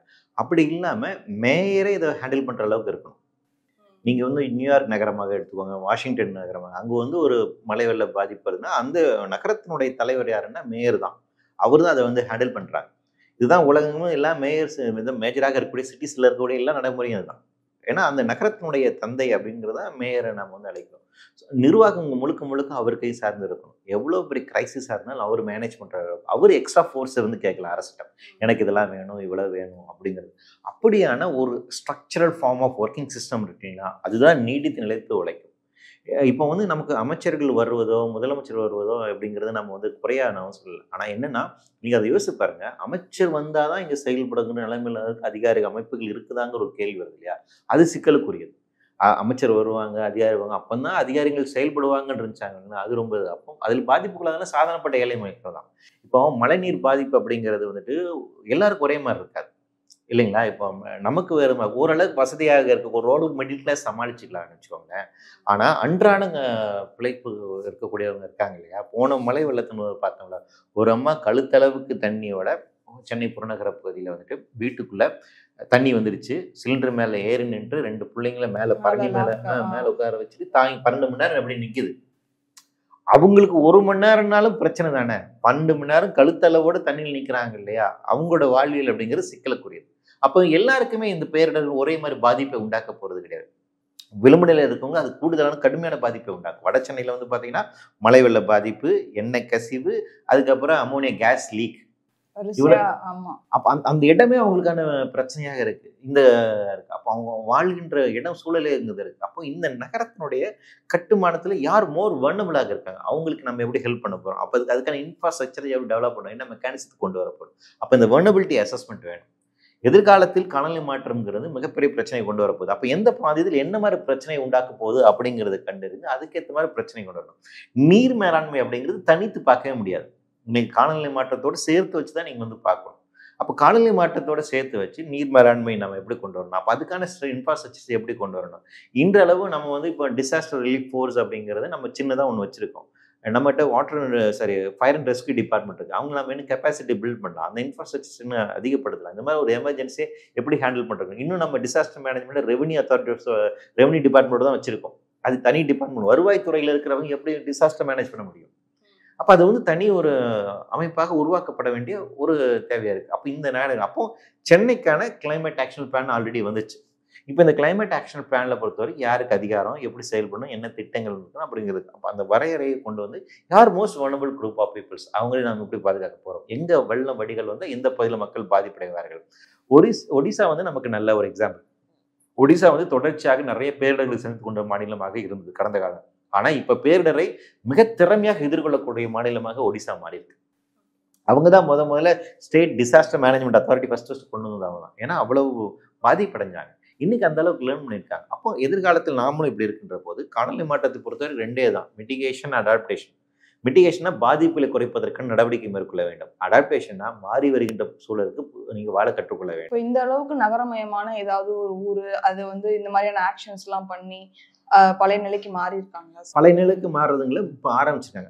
ஐரோப்பிய நாடுகள் வந்து சொல்லிட்டாங்க 2050 வந்து பார்த்தீங்கன்னா நெட் கார்பன் ஃப்ரீக்கு நாங்கள் வந்து போயிடுவோம் அப்படின்னு சொல்லிட்டாங்க. கார்பன் எமிஷன் கம்ப்ளீட்டாக குறைக்க போகிறாங்க. கார்பன் டேக்ஸ் கொண்டு வர போகிறாங்க. இனிமேல் அவங்க இறக்குமதி பண்ணுற பொருட்கள் கூட வந்துட்டு கார்பன் எமிஷன்ஸ் இல்லாத பொருட்கள் தான் நாங்கள் பண்ண போகிறாங்க. இங்கிலாந்து வந்து பார்த்தீங்கன்னா அவங்க எல்லா தெர்மல் பவர் ஸ்டேஷனுமே மூடிட்டாங்க. ரினியூவல் மட்டும் தான் நோக்கி போயிடும். ஸோ யூரோப்பியன் யூனியன்ஸ் வந்து இதில் ரொம்ப ஃபாஸ்டாக இருக்காங்க. அவங்க இன்னும் சொல்ல போனால் சில நாடுகள், அமெரிக்கா சில நாடுகள்லாம் ஹீட் ஆஃபீஸர்ஸ் அப்பாயின்ட் பண்ணுறாங்க. வெயிலை எதிர்கொள்ளும். எப்படி வெள்ளத்தை எதிர்கொள்வது நமக்கு பெரிய சவாலாக இருக்க போதோ, வெயிலை எதிர்கொள்வது நமக்கு பெரிய சவாலாக இருக்க போகுது. நம்ம ஏர் ஷோவில் பார்த்தோம் இல்லையா, 4 பேர் இறந்து போனாங்க இல்லையா, அந்த மாதிரி ஆபத்துகள் எதிராகும். ஸோ அப்படி ஆஃபீஸர்ஸ் அப்பாயின்ட் பண்ணுறாங்க. அப்போ என்னன்னா இந்த மாதிரி நடவடிக்கை மேற்கொள்வதற்கான அதிகார அமைப்புகள், இதற்கான கட்டமைப்பு சார்ந்திருக்கூடிய வசதிகள், இதற்கான பொருளாதாரம் சார்ந்திருக்கூடிய பாலிசிஸ் இதெல்லாம் கொண்டு வரப்படுது. அடிப்படையில் இது வாக்கரசியல் பிரச்சனையாக மாறும். வாக்கரசியல் பிரச்சனையாக மாறாமல் இதுக்காக தீர்வு நோக்கி நகராது. அப்போ அதற்கான முன்னெடுப்புகள் செய்ய வேண்டியது தனி மனிதர்களுடைய நம்ம தான். ஆஸ் எ சிவில் சொசைட்டியாக நாம் அரசியலும் கேட்க வேண்டும். என் பகுதியில் வந்து தண்ணி தேங்காமல் இருக்கிறதுக்கு நீங்கள் எங்கே என்ன திட்டம் வச்சுருக்கீங்க, என் பகுதியில் இருக்கக்கூடிய நீர் மேலாண்மை சார்ந்து நீங்கள் என்ன திட்டம் வச்சுருக்கீங்க, என் பகுதியில் இருக்கக்கூடிய நீர் நில குளங்களை பாதுகாப்பதற்கு என்ன திட்டம், என்ன நடவடிக்கை வச்சுருக்கீங்க அப்படின்னு கேள்வி நாம தான் கேட்கணும். அப்போ அதன் மூலமாக தான் நாமே கற்றுக்கொள்ள முடியும். இப்போ இந்த புவி வெப்பமயமாதல் அப்படின்றதுக்கு இன்னொரு தீர்வு என்ன சொல்றாங்க அப்படின்னா, பூமின்றது நார்மலாவே ஒரு டைம் பீரியடுக்கு கூல் ஆகும், ஒரு டைம் பீரியடுக்கு இன்க்ரீஸ் ஆகும். அந்த மாதிரி இப்போ அதனோட டெம்பரேச்சர் நார்மலா அது இன்க்ரீஸ் ஆகிட்டு இருக்கு. அதுல வந்து இப்போ மேன்மேட் அப்படின்றது வந்து ஒரு சின்ன பகுதி தான் அப்படின்ற மாதிரி சொல்றாங்க. ஸோ அது எப்படி நம்ம மனிதர்கள் நம்ம சரி செய்யறது மூலமா அது எப்படி சரியாகும்? ட்ரம்ப் ஆதரவாளர்கள் தான் இந்த கருத்தை வந்து சொல்லிட்டு இருக்காங்க. ட்ரம்ப் மட்டும் தான் அதை டினை பண்ணிட்டு இருக்காரு, இன்னும் பேசியிருக்கேன். இன்னைக்கு எல்லாரும் 90% சயின்டிஸ்ட், கிட்டத்தட்ட 99% சயின்டிஸ்ட் இன்னைக்கு வந்து இதை ஏற்றிட்டு இருக்காங்க. தொடர்ச்சியாக இந்த ஆய்வறிக்கை கிடையாது. அதாவது என்னன்னா, நீங்க சொல்ற மாதிரி லாஸ்ட் ஒரு 8 லட்சம் வருடங்கள்ல 5 முறை வந்து ஐசேஜ் நடந்திருக்கு. அந்த ஐசேஜ் வந்து 1 லட்சம் வருடத்துக்கு ஒரு முறை அப்படி வந்து மாறுது. அப்போ 1 லட்சம் வரை ஒரு ஐசேஜ் முடிஞ்சு அடுத்த அப்படி இறங்கி அந்த கிராஃப் இப்படி ஏறும். ஸோ அடுத்த ஐசேஜ் வரும். அப்போ உரைப்பனி காலத்தை நோக்கி போகும். லாஸ்ட் ஐசேஜ் முடிஞ்சு 20,000 வருடங்கள் ஆச்சு. அடுத்த ஐசேஜ் நோக்கி நம்ம வந்து போகணும். இதான் இயல்பு தன்மை. ஆனால் இப்போ என்ன ஆகுதுன்னா, கடந்த 150 வருடங்களில் 1.5 டிகிரி செல்சியஸ் இன்க்ரீஸ் ஆயிருக்கு. இது இப்படி இன்க்ரீஸ் ஆகணும்னா ஏறத்தாழ 1 லட்சம் வருஷம் ஆகும். 1 லட்சம் வருஷத்துக்காக வேண்டிய ஒரு மாற்றங்கிறது வந்து நமக்கு 150 ஆண்டுகள் நடந்திருக்கு. அந்த 150 ஆண்டுகளில் லாஸ்ட் ஒரு 50 இயர்ஸில் மட்டும் 0.8 டிகிரி செல்சியஸ் இன்க்ரீஸ் ஆயிருக்கு. இப்போ இந்த வருஷம் இருக்குல்ல 2024, இன்னும் 2 மாதம் இருக்குது. இப்போமே சொல்லிட்டாங்க இதான் வார்மஸ்ட் இயர். 1.5 டிகிரி செல்சியஸ் நம்ம வந்து ரீச் பண்ணியிருக்கோம். குளோபல் ஆவரேஜில் கடந்த 10,000 வருடங்களாக ஒரு ஆவரேஜ் வந்து ஃபிக்ஸ் பண்ணுறாங்க. 14 டிகிரி செல்சியஸ் பண்ணுறாங்க. -80 வரைக்கும் போகும் அண்டார்டிகாலாம். நீங்கள் மத்திய பகுதியிலலாம் ஆப்பிரிக்கா இந்த மாதிரி டீல்ஸ்னா +50 வரைக்கும் போகும். இது ரெண்டுனுடைய ஆவரேஜ் எடுத்து பார்க்கும்போது 14 டிகிரி செல்சியஸ் பூமியினுடைய ஆவரேஜ் குளோபல் டெம்பரேச்சர். அந்த 14 டிகிரி செல்சியஸ் இப்போ வந்து 15.5 டிகிரி செல்சியஸ் வரைக்கும் போயிடுச்சு. அப்போ ஐபிசிசின்னு ஒரு அமைப்பு இருக்காங்க, inter government panel on climate change. இது வந்து ஐக்கிய நாடுகள் சபையின் கீழாக இருக்கக்கூடிய ஒரு அமைப்பு. 6 முக்கியமான அசஸ்மெண்ட் ஆய்வறிக்கை அவங்க தந்திருக்காங்க. அவங்க ரொம்ப அறுதிட்டு சொல்லிட்டாங்க போன 2 ஆய்வு முறைகளும் இது வந்து ஹியூமன் இன்டியூஸ்டு கிளைமேட் சேஞ்ச், மனித சமூகத்தினுடைய செயல்பாட்டின் காரணமாக, குறிப்பாக அதிகப்படியான ஃபாசில் ஃபியூலை எரிப்பதன் காரணமாக, நிலக்கரி பெட்ரோலியம் போன்ற பொருட்களை எரிப்பதன் காரணமாக அதிகப்படியான கார்பன் டை ஆக்சைடு நம்ம பூமியை சுற்றி சேர்ந்ததுனால் நிகழக்கூடிய ஒரு நிகழ்வு. இது மனித சமூகத்தினால் நிகழக்கூடிய ஒரு நிகழ்வு. இது மனிதர்கள் தான் பொறுப்பேற்க வேண்டும் அப்படின்னு ரொம்ப தெளிவாக சொல்லிட்டாங்க. இது இயற்கையாக நடக்கக்கூடிய நிகழ்வு அல்ல. ஸோ மனித சமூகத்தின் தூண்டுதலால் உண்டாகக்கூடிய புவி வெப்பமயமாதல், அதன் காரணமாக நிகழக்கூடிய காலநிலை மாற்றம். பேசிக்காக நம்ம அந்த இதை புரிஞ்சுக்கணும், அந்த சயின்ஸ். இன்னும் இதை வச்சு அரசியல் பண்ணக்கூடியவர்கள் இதை வந்து மறுக்கிறாங்க. ஏன்னா ஆயில் அண்ட் கேஸ் இண்டஸ்ட்ரீஸ் இன்னும் பவர்ஃபுல்லாக செயல்படுறாங்க. ட்ரம்ப்புக்கு பின்னாடி அவங்க வந்து செயல்படுறாங்க. அவங்க அந்த கருத்துக்களை சொல்கிறாங்க. இந்தியாவிலும் ட்ரம்ப்புக்கான ஆதரவாளர் சில பேர் இருக்கிறாங்க. அவர்கள் இந்த கருத்தை வந்து முன்வைக்கிறாங்க. ஆனால் நியாயமான இருக்கக்கூடிய அறிவியலை கரெக்டாக பார்க்கக்கூடிய ஏற்றுக்கொண்ட நபர்கள் எல்லாருமே சொல்கிறாங்க, இல்லை கிளைமேட் சேஞ்ச் அப்படிங்கிறது ஒரு மேன்மேடு டிசாஸ்டர் தான், அது மனித சமூகத்தின் காரணமாக இருக்குது. அதுவும் குறிப்பாக எல்லா மனிதர்களும் நம்ம சொல்ல முடியாது, வளர்ந்த மேற்கத்திய நாடுகள் தான் இருக்குன்னு காரணம். ஹிஸ்டாரிக்கல் ரெஸ்பான்சிபிலிட்டி அவங்க தான் எடுத்துக்கொள்ள வேண்டும். இன்னும் குறிப்பாக சொல்ல வேண்டாம், முதலாளித்துவ சமூகத்தினுடைய உற்பத்தி முறையின் காரணமாக நிகழ்ந்த ஒரு நிகழ்வு அப்படின்னு நம்ம இதை சொல்லலாம். இப்போ அந்த நீங்க சொல்ற இந்த கிளைமேட் சேஞ்ச்ல ரொம்ப முக்கியமானதா என்னன்னா இந்த கார்பன் இது பண்றது. இப்போ இந்த கார்பன் சிங்க் அப்படின்னு சொல்லி நம்ம ஓஷன் சொல்லுவோம். பட் அதனுடைய அசிடிட்டி லெவலே வந்து மாறுது. அதை உள்வாங்கும் தன்மை வந்து ஓஷன்ஸுக்கு எல்லாமே போயிடுச்சு அப்படின்னு சொல்றாங்க. இப்போ அதை எப்படி நம்ம மீட் எடுக்க முடியும்? கடல் ஆக்சுவலாக வந்து ரொம்ப ஒரு முக்கியமானது வந்து, அதாவது நம்ம பூமியை வந்து நீங்கள் வந்து ஒரு பூமியோட வெதர் சிஸ்டம் இது எல்லாமே வந்து ஒரு ரயில் அப்படின்னு நீங்கள் இமேஜின் பண்ணீங்கன்னா, அதோட இன்ஜின் அப்படிங்கிறது பார்த்தீங்கன்னா கடல் தான். நமக்கான மான்சூனாக இருக்கட்டும், தட்பவெப்ப நிலையை பேலன்ஸ் பண்ணுறக்கூடிய அமைப்புகளாக இருக்கட்டும், வெதர் பேட்டர்னாக இருக்கட்டும், இது எல்லாமே கடல் சார்ந்திருக்கக்கூடிய உயிரினங்கள், அதனுடைய நீரோட்டங்கள் இதெல்லாம் தான் நிர்மாணிக்கின்றது. ஸோ கடல் அப்படிங்கிறது ரொம்ப முக்கியமான ஒரு விஷயம் பூமியோட இயங்கிகளுக்கு, அதனுடைய பயோஸ்பியருக்கு. ஆனால் கடலை நம்ம வந்து பெரிய குப்பை காடாக வந்து பயன்படுத்திட்டு இருக்கோம். எல்லா குப்பைகளும் அதில் தான் போய் டம்ப் பண்ணுறோம், லாஸ்ட் டம்ப் பண்ணுறோம். கடல் வந்து பார்த்தீங்கன்னா சூரியன்லேருந்து வரக்கூடிய அந்த சூரிய கதிர்களோட வெப்பத்தை வந்து அதான் அதிகமாக உள்வாங்கிட்டு பேலன்ஸ் டெம்பரேச்சர் அது வச்சிருக்கோம். எவ்வளோ இப்போ அந்த டெம்பரேச்சர் உள்வாங்கக்கூடிய தன்மை இப்போ வந்து அதிகமாகிட்டு இருக்கு. ஏன்னா பூமி சுற்றி கார்பனுடைய அளவு அதிகமாகிறதுனால ஹீட் ட்ராப் ஆகுதுன்னா நிறைய ஹீட் வந்து உள்ளே தான் ரிசீவ் ஆகிட்டே இருக்கு. பெர் செகண்டுக்கு ஒரு செகண்ட் ஒரு சொடி போடும்போது 13 ஹிரோஷிமா நாகசாகி பாம்பு அடித்தா எந்த அளவுக்கு ஹீட் வருமோ அவ்வளவு ஹீட்டை பெர் செகண்ட் வந்து கடல் உள்வாங்கிட்டு இருக்கு. அப்போ இவ்வளவு ஹீட் இருக்கிறதுனால இன்னைக்கு கடலினுடைய மெரீன் டெம்பரேச்சர் இருக்கு இல்லையா, ஹீட் டெம்பரேச்சர் அது கடுமையாக உயர்ந்துட்டு இருக்கு. அதனால தான் அதிகப்படியான சைக்ளோன்ஸ் உண்டாகுது, மான்சூன் கண்ணாப்பின்னு போயிட்டு இருக்கு. இந்த கடலினுடைய தட்பவெப்ப இன்க்ரீஸ் ஆகிறதுனால கடலுடைய இயல்புத்தன்மை மாறிட்டு இருக்கு. அதில் தான் நீங்கள் சொல்லக்கூடிய கடலுடைய pH வேல்யூ மாறிட்டு இருக்கு, அசிடிஃபிகேஷன் நடந்துட்டு இருக்கு, உள்ள கோரல் ரீப்ஸ் வந்து ப்ளீச் ஆகிட்டு இருக்கு, அது வந்து இறந்து போயிட்டு இருக்கு, பவளப்பாறைகள் இறந்து கொண்டிருக்கிறது. கடல் தான் நமக்கு தேவையான 60% ஆக்சிஜனை வந்து தருது. கடலில் இருக்கக்கூடிய பிளாங்க்டோன்ஸ் அண்ட் ஜூன்டோன்ஸ் தான் வந்துட்டு கடல் வந்து அதுக்கு வந்து ஆக்சிஜன் வந்து நமக்கு வந்து தருது. இது எல்லாமே பவளப்பாறைகள் இந்த கடலுடைய அதனுடைய தன்மையில் தான் இருக்கும். கடல் அசிடிஃபிகேஷன் நடந்துச்சுன்னா அது எல்லாமே போயிடும். அப்போ நமக்கு ஆக்சிஜன் வந்து கிடைக்காது, மழை பொழிவு வந்து கண்ணாபின்னு ஆகும். இது எல்லாமே பயங்கரமான ஒரு டிசாஸ்டர் போயிடும். அப்போ கடலை வந்து பாதுகாக்கிறது ரொம்ப ரொம்ப முக்கியமான ஒரு விஷயம். ஸ்டேட் ஆஃப் ஓஷன் அப்படின்னு சொல்லிட்டு 2 ஆய்வறிக்கை வந்திருக்கு. அந்த ஆய்வறிக்கை சொல்லக்கூடியதுனா கடலுடைய தன்மை ரொம்ப மோசமாக போயிட்டு இருக்கு. இதை இப்படியே நம்ம அனுமதிச்சோம் அப்படின்னா எதிர்காலத்தில் நம்மளோட வெதர் பேட்டர்ன் கண்ணாமுன்னு மாறிடும். அப்போ இந்த பூமியினுடைய அமைப்பு முறை இருக்குங்களா, அதை பேலன்ஸாக வச்சிருக்கக்கூடிய அமைப்பு அது உடையுங்கிறாங்க, அது டிப்பிங் பாயிண்ட் சொல்கிறாங்க. அப்படி பேலன்ஸாக அட்லாண்டிக் பெருங்கடலுடைய நீரோட்டம் முதல்ல அது உடைய போகுதுன்னு சொல்கிறாங்க. அப்படி உடஞ்சிருச்சுன்னா நமக்கான மான்சூன் அங்கிருந்து தான் வருது, மலை மேகங்கள் வருது. அந்த ஏர் சர்க்குலேஷன்ஸ் ஆஸ் வெல் அஸ் வந்துட்டு வாட்டர் சர்க்குலேஷன்ஸ், ஓஷன் சர்க்குலேஷன், இது ரெண்டுமே மாற்றம் நிகழ்ந்துச்சுன்னா மான்சூன் நமக்கு கண்ணா பண்ணணும். இப்போ வந்து ஆப்பிரிக்காவில் வந்துட்டு அதிகமான பாலைவனத்தில் மழை பொழிஞ்சது, ரொம்ப சவுதி அரேபியாவில் வந்துட்டு பனிப்பொழிவுக்குமானது பார்த்தீங்கன்னா மெரிட்டேரியனில் நடந்த கூட ஏர் சர்க்குலேஷன் மாற்றங்கிறாங்க. மெரிட்டேரியன் ஓஷன் கரண்ட்டில் நடக்கக்கூடிய மாற்றம் இருக்குது பார்த்தீங்கன்னா, அது கடல் நீரோட்டத்தில் கூட மாற்றம். அதனோட விளைவு என்னன்னு நாம் வந்து பார்க்குறோம். ஸோ இப்போ இந்த கேரளா வயநாடுல வந்து அரேபியன் சீ வந்து அதனுடைய டெம்பரேச்சர் ஹீட் அதிகமானது ஒரு காரணம்னு சொல்கிறாங்க.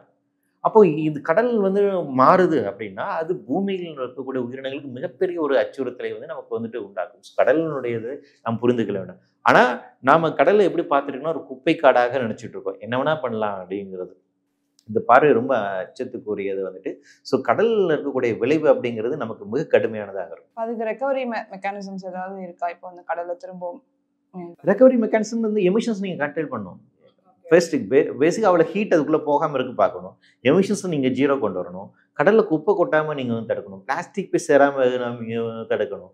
இது எல்லாமே மனித சம்மதி. இதுக்கெல்லாம் ஒப்பந்தங்களே இப்போ தான் உருவாகிட்டு இருக்கு. பிளாஸ்டிக்ஸை வந்து நாம் வந்து நிறுத்தணும், கடலினுடைய பொது பரப்பளவை வந்து பாதுகாக்கணும்னு அப்படின்னு நம்ம பேசிட்டு இருக்கோங்களா. இப்போ இன்டர்நேஷனல் லா ஆஃப் சீல வந்துட்டு இந்தியா இப்போ கையெழுத்து போட்டிருக்காங்க. என்ன பண்ணுறாங்க, புதுசாக எங்கெல்லாம் ஹைட்ரோ கார்பன் எடுக்கலாங்கிறதுக்கான ப்ராஜெக்ட் இறங்குறாங்க. கடலுக்குழு ஹைட்ரோ கார்பன் எடுக்கிறதுக்கான புதிய புதிய திட்டங்கள் தான் போயிட்டு இருக்கே ஒழிய, அப்போ இதெல்லாம் அந்த திட்டங்கள் என்ன பண்ணுவோம், அதிகப்படுக்கும். நிலப்பரப்பு எடுக்கக்கூடிய திட்டத்துக்காக குறைஞ்சபட்ச கருத்துக்கை போட்டு நம்ம சண்டை போடலாம்.